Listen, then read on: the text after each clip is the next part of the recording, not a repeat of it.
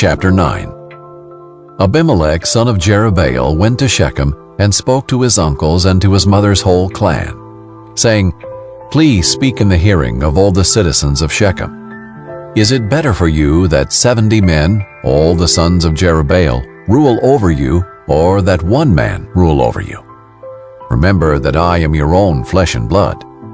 His mother's relatives spoke all these words about him in the hearing of all the citizens of Shechem, and they were favorable to Abimelech, for they said, "He is our brother."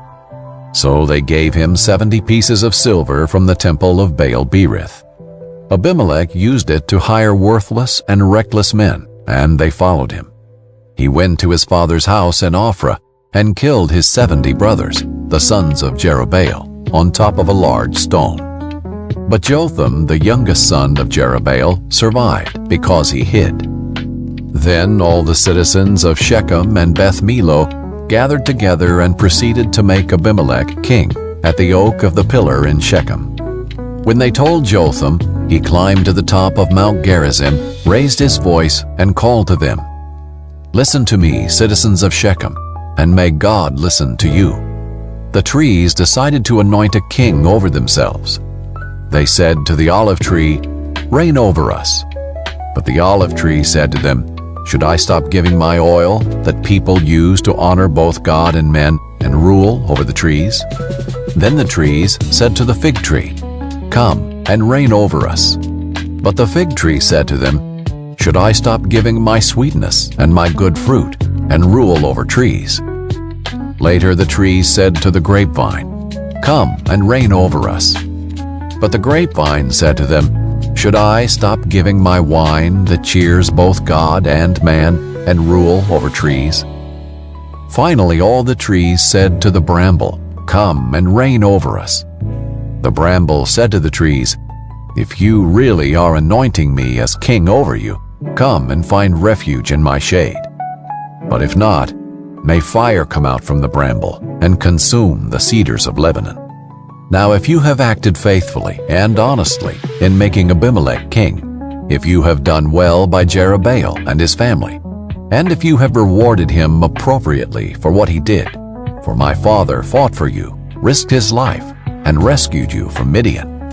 And now you have attacked my father's family today, killed his 70 sons on top of a large stone, and made Abimelech, the son of his slave woman, king over the citizens of Shechem, because he is your brother.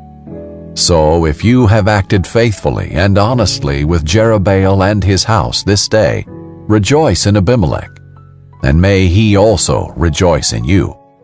But if not, may fire come from Abimelech and consume the citizens of Shechem and Beth Millo, and may fire come from the citizens of Shechem and Beth Millo and consume Abimelech. Then Jotham fled, escaping to Beer, and lived there because of his brother Abimelech. When Abimelech had ruled over Israel 3 years, God sent an evil spirit between Abimelech and the citizens of Shechem. They treated Abimelech deceitfully, so that the crime against the 70 sons of Jerubbaal might come to justice, and their blood would be avenged on their brother Abimelech, who killed them, and on the citizens of Shechem, who had helped him kill his brothers. The citizens of Shechem rebelled against him by putting men in ambush on the tops of the mountains, and they robbed everyone who passed by them on the road. So this was reported to Abimelech. Gaal, son of Ebed, came with his brothers and crossed into Shechem, and the citizens of Shechem trusted him. So they went out to the countryside and harvested grapes from their vineyards. They trampled the grapes and held a celebration. Then they went to the house of their God, and as they ate and drank, they cursed Abimelech. Gaal, son of Ebed, said, "Who is Abimelech, and who is Shechem, that we should serve him? Isn't he the son of Jerubbaal, and isn't Zebul his officer? You are to serve the men of Hamor, the father of Shechem. Why should we serve Abimelech? If only these people were in my power, I would remove Abimelech." So he said to Abimelech, "Gather your army and come out." When Zebul, the ruler of the city, heard the words of Gaal, son of Ebed, he was angry. So he secretly sent messengers to Abimelech, saying, "Beware, Gaal son of Ebed and his brothers have come to Shechem and are turning the city against you. Now tonight, you and the troops with you, come and wait in ambush in the countryside. Then get up early and at sunrise attack the city. When he and the troops who are with him come out against you, do to him whatever you can." So Abimelech and all the troops with him got up at night and waited in ambush for Shechem in 4 units. Gaal son of Ebed went out and stood at the entrance of the city gate.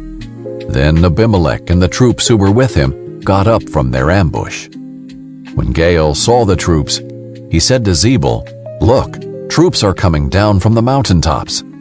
But Zebul said to him, "The shadows of the mountains look like men to you." Then Gaal spoke again, "Look, troops are coming down from the central part of the land, and 1 unit is coming from the direction of the diviner's oak." Zebul replied, "What do you have to say now? You said, 'Who is Abimelech that we should serve him?' Aren't these the troops you despised? Now go and fight them." So Gaal went out leading the citizens of Shechem and fought against Abimelech. But Abimelech pursued him, and Gaal fled before him. Numerous bodies were strewn as far as the entrance of the city gate. Abimelech stayed in Arumah, and Zebul drove Gaal and his brothers from Shechem. The next day, when the people of Shechem went into the countryside, this was reported to Abimelech. He took the troops, divided them into 3 companies, and waited in ambush in the countryside. He looked, and the people were coming out of the city. So he arose against them and struck them down. Then Abimelech and the units that were with him rushed forward and took their stand at the entrance of the city gate.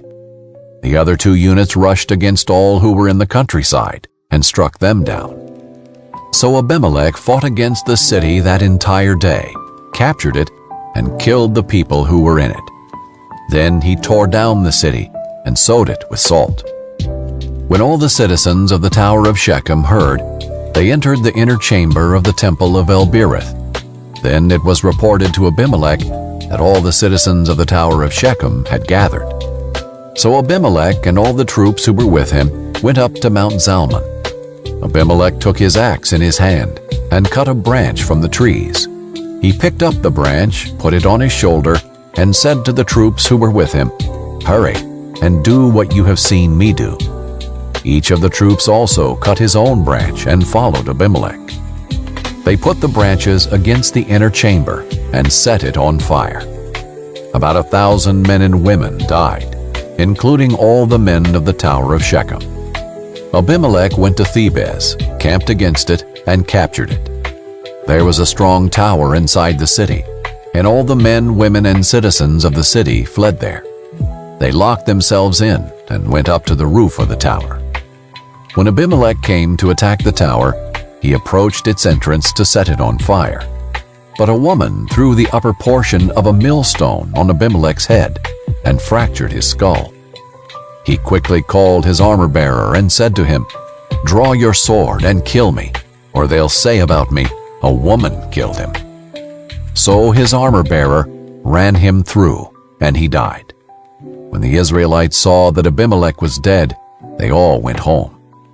In this way, God brought back Abimelech's evil, the evil that Abimelech had done to his father when he killed his 70 brothers.